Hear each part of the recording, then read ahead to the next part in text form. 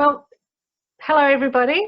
It gives me great pleasure to be introducing Susan Roux, who's going to be our speaker on this first WAFTA Talks Online.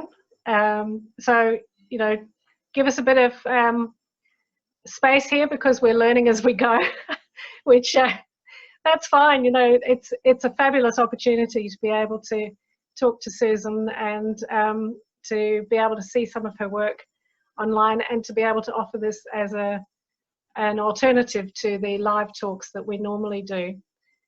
Now, there's a bit of background noise. Somebody started up with his leaf blower next door. Can you hear that, Susan?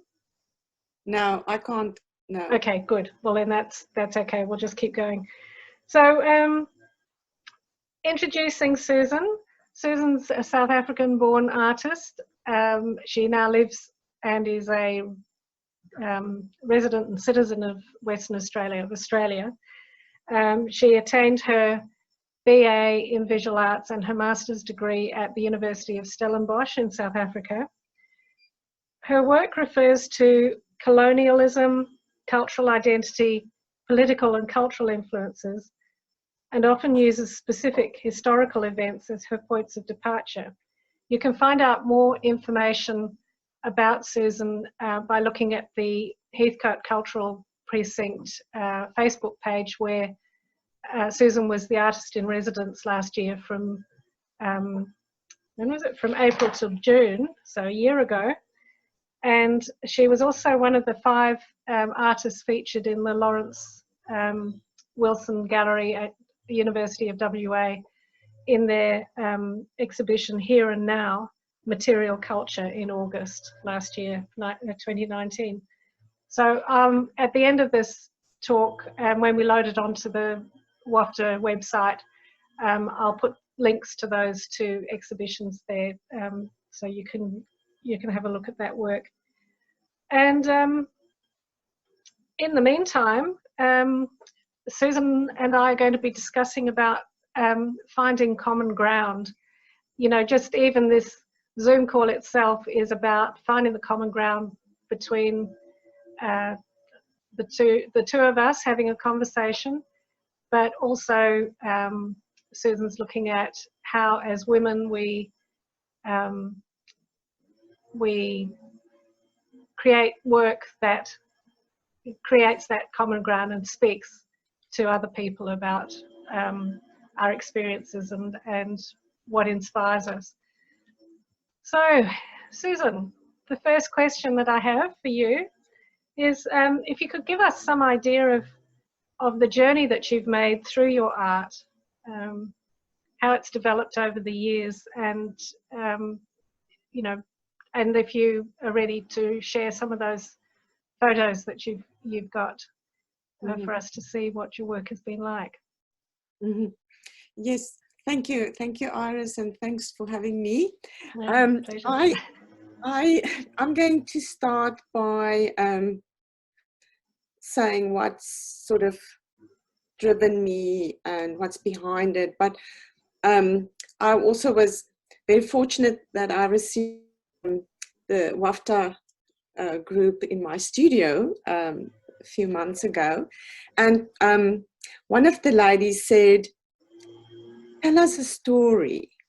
And I didn't know what story to tell, because I love storytelling and working from that memory, I'd say, that from childhood that I collected. So my collective memory, I love working with that, and because that accumulates, and then you sort of consolidate what is important for you, and that eventually you want to share and tell. But I want to tell you a story my mum told me when I was a very young little girl. And it goes like this. In Switzerland, there was a tradition when a woman got married to a husband or man, she would embroider a scarf for him. And this scarf will take many years, and that would be her mark, or her something that she would love to make for the husband, something that she picked and chose, and then on the day when they get married, she gives the scarf to the man. And in this little town, specific little town, there was this woman and man to be married, and the day before the wedding, the man went in the mountains for a walk, and there was an avalanche. And they never found him again. So she was, just a day before marriage, she had a scarf, and they think he was buried under the snow. And so years passed by, and when she was a very old lady, she heard in the town that they found a body, but nobody recognized him. And she thought she'll go and see. And when she went there, she saw it was her husband that she never married, and she took the scarf and put it around him. And this story stayed to me because when you're a child, you listen to a story different when you're adult. And I think in this story, there was the emotion that was really important that I got, I'm carried with me, and also recognition. She recognized somebody. And I think there's so much, it's so loaded, the story. And my mum used to tell us all these stories and sort of life lessons in it. But I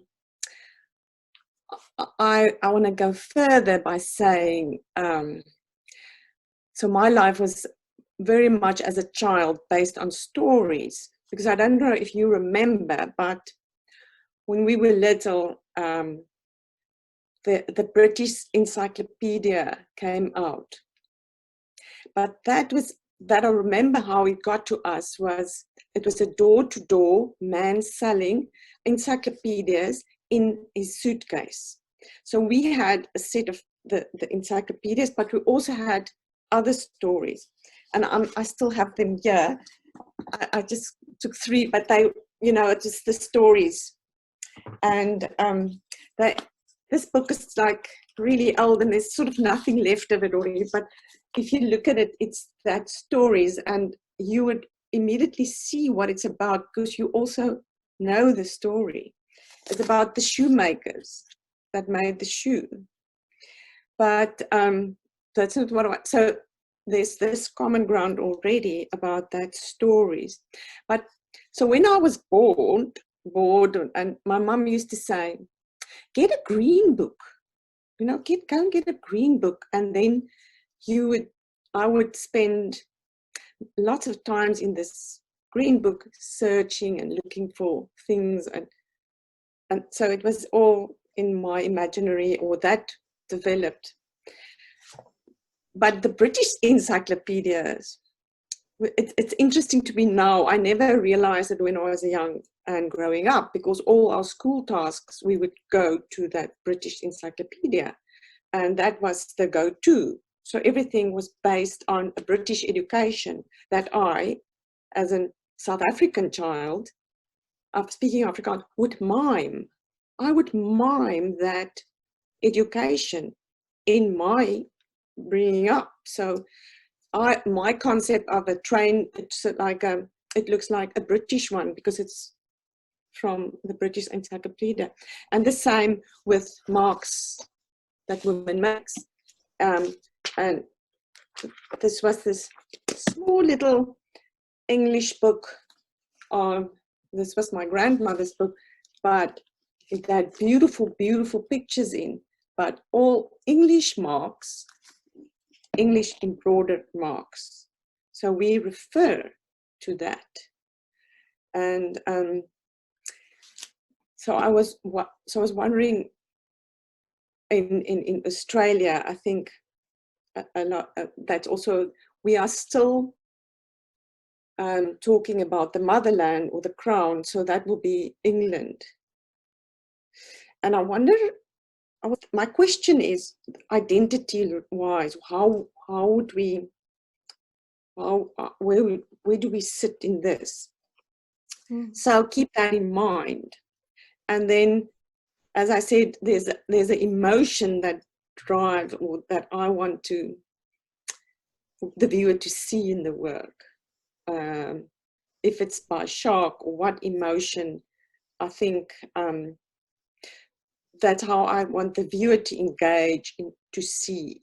And that I get by using different materials. I'd just like to show this one. So this one, can you see this, Jerry? Yep. Is it visible now? Yes, that should be on screen. Yeah.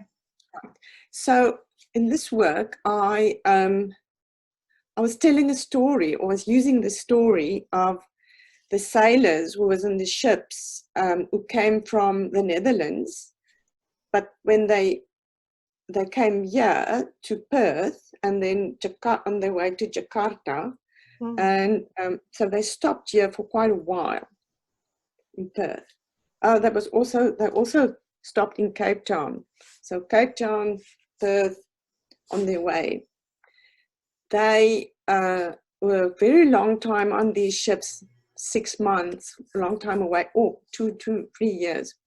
So in this work, what I've done is it's bolster cushions. Because on the ships, it's very uncomfortable to sleep, and they slept with a bolster cushion, so they sort of hugged it, and that makes the sleep more comfortable. But they call that cushion a Dutch wife, or you see. So that is a second wife, because the first wife was in the Netherlands. Yeah. The second wife they took in Cape Town, and here, and then in Jakarta. So in Cape Town, we have a whole cultural generation as of that. We have children from sailors and so on. So I printed traumatic historical events on these, or on paper, photographic paper, and then I photocopied it and enlarged it. I photocopy it because I impoverish the image. I want to make it poor. And then I sew on it, so almost erase it. Yeah, so that was I just called it wives, but so that's the type of storytelling I like to see, because you don't see it, but as you come closer, you would see things that you would recognize on a farm, or historical dramatic stories that involved women. And that's why the stitching also is important. So I use the needle to poke the surface of paper. So that's a mark, or it's a tease. It's something. There's something happening between me and my material. I'm making something else with it. So basically, that's the whole idea of the emotion and bringing that out. And that story as a child, especially now again, it just revisited me of listening to the radio again, being in isolation, because my imagination is just, I can imagine things and there's no rules. There's nobody to ask me, but why? So I can sort of have a free imaginative sort of things, and you just write it down, and sometime it will just surface in the subconscious, or you'll make something again. So stories is quite important, and that's why I read a lot. I love to read historical events and stories. Yeah, sort of I search for specific stories that I can use. Was it impact on women's activity and so forth. So it's driven by a certain emotion. Yes. Yeah, I think, and that when I look back, that is my journey and what's influencing me. And I think the thing is also while you make, you learn, you see where your work's going and the new mark that you're going to investigate, and then you have to document that and say, okay, this was the thing that I think I should pursue further, because you forget. You forget, yes. and go on. You don't know where you are, and then when you you sort of finish with the work or finish, you think, oh, okay, what now? Now it's an empty canvas again. Where do I start?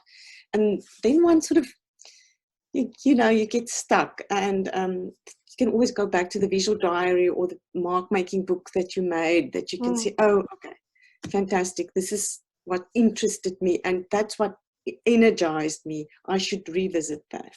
Yes, because it's that in that creative process, like you say, it doesn't kind of finish. You know, you finish the piece of work, but there's always this ongoing creativity, the what if, gosh, I wonder what that would look like.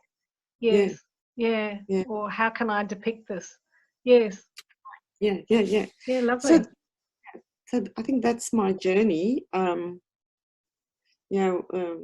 the making. Yeah.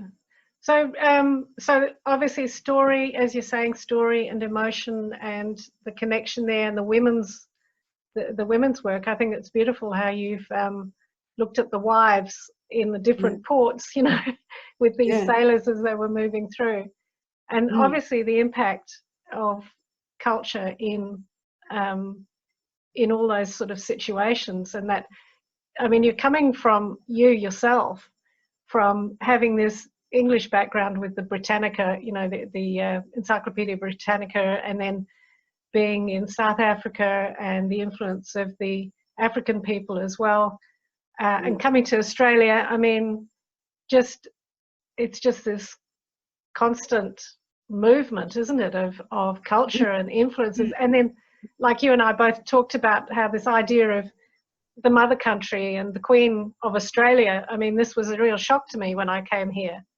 from Africa. I thought we'd given up on the Queen a long time ago. Yes. So it was quite a culture shock in that way too. Yes. Yeah, I think when I came here, my eyes opened to a lot of things, because it was just reinstated. Oh dear, yeah, my eyes opened with the distance and looking at specifically my upbringing. And my mother has been an antique collector of furniture and porcelain. So I thought, and I was using it all the time. So that is also very interesting, that I can now start looking into the pattern of a cup, or the pattern of the silver, or the design of a Georgian chair. So that's quite interesting, that I wasn't aware of it when I grew up. I was just thought it's brown old furniture and we can't jump on it. So that's the thing. But also, so it's my work is a lot about measuring this distance. And when my eyes open, I was more sensitive towards political and cultural issues that's happening, and it actually drive me to go actually deeper into that stories, because I think it's an honoring of retelling the woman's story. I'd like to, maybe I show this one. So I'll share again. You are sharing. So, let's close this one. So The other one I'd like to share is this one. Can you see this one?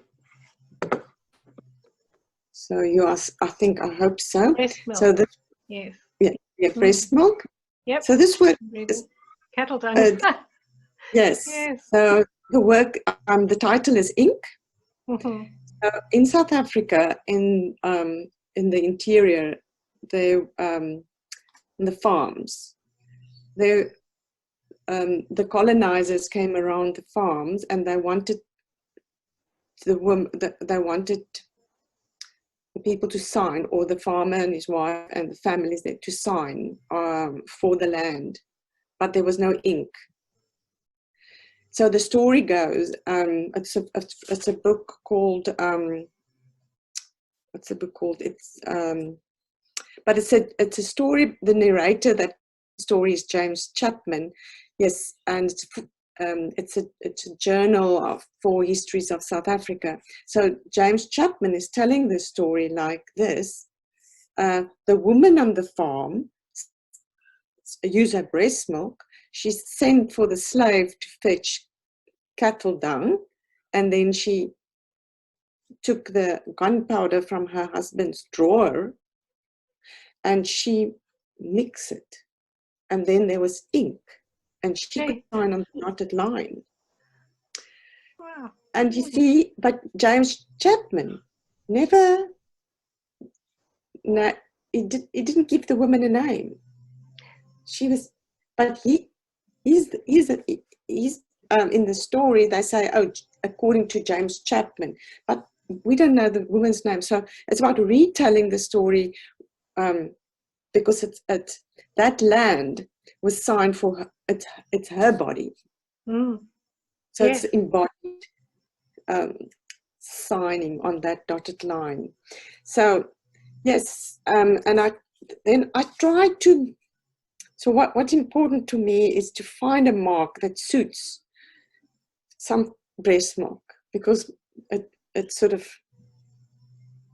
looks like breast milk. And then the cattle dung is for you that grew up in the farm, it looks like that. And the gunpowder it's more male, rigid, and it's so just grey. But these three words are very powerful and so different. Yeah, so that's also something that fascinated me, and I wanted to make something and say something, because it takes you back to the historical events.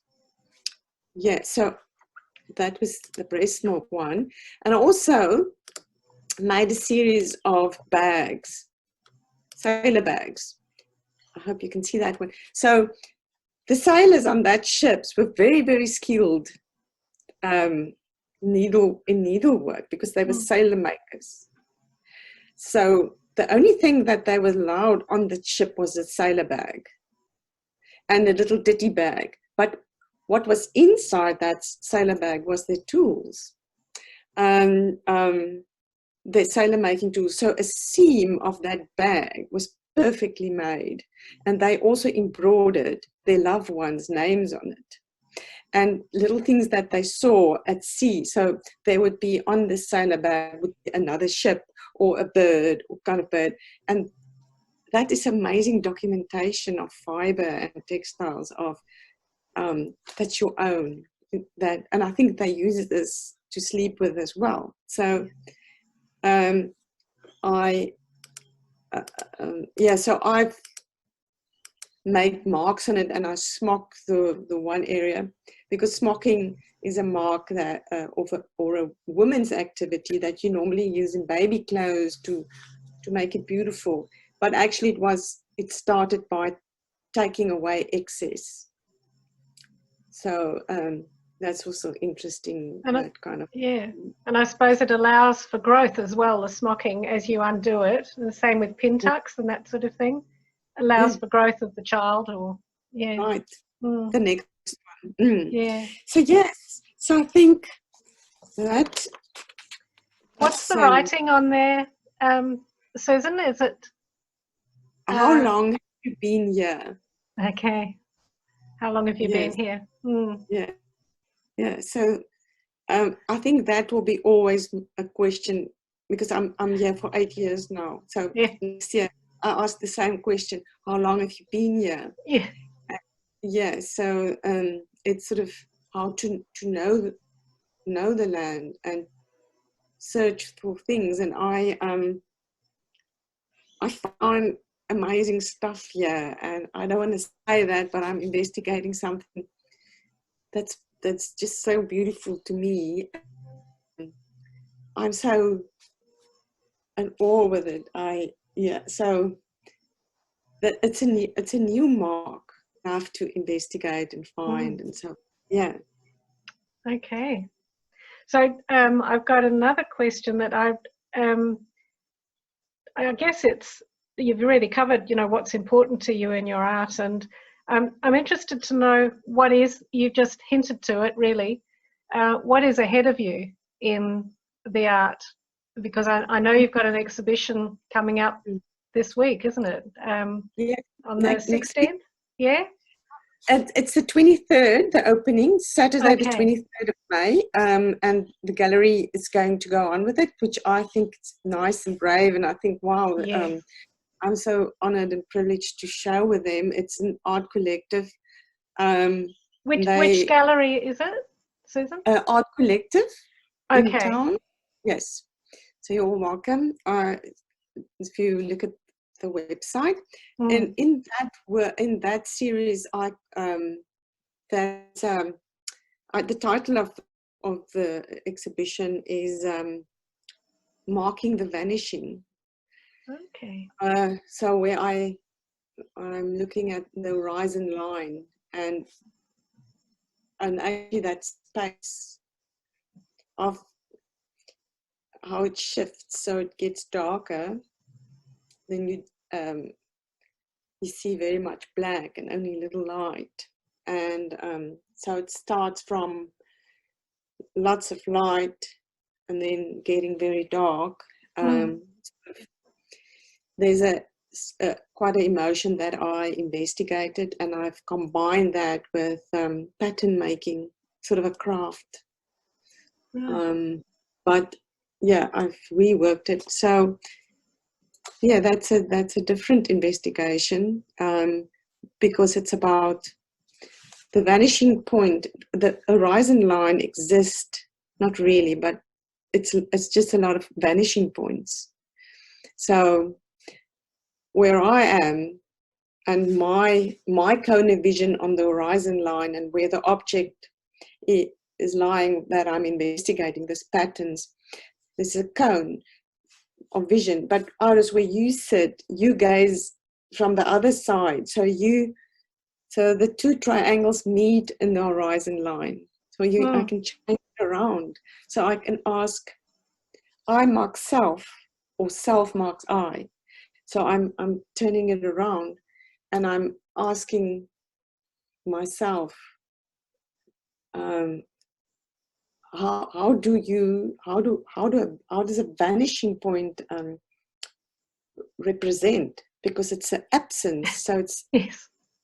yeah, Mm. and it's then unrepresentable. So it's interesting. So yeah, I was working with that, Mm. and then I use the words from and since, because you Yes. start from but since, so it's Mm. the interplay of language as well, Yes. because it's new language. That's what we do. We have to create, every time you start to work, you have to create a new language, because that the most important thing is that the idea should fit the mark, and otherwise wrong. Otherwise you illustrate. So it's very Yes. important that you have to work with that concept and your idea, and how your search for material is going to fit.